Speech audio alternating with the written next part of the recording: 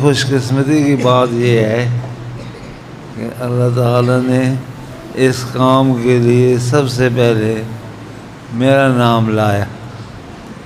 مجھے اللہ تعالیٰ نے اس خاندان میں سب سے پہلے حافظ قاری بنایا اور دور تک سفر بھی کیے اور دیتے رہے اللہ تعالیٰ.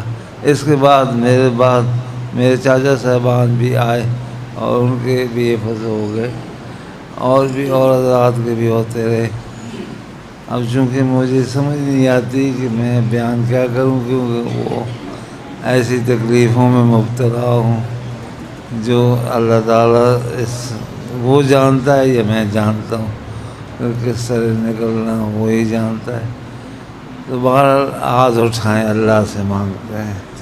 ربنا تقبل منا انك انت السميع وتب علينا ربنا آتنا ما وعدتنا على رسلك ولا تخزنا يوم انك لا تخلف الميعاد. اغفر وارحم.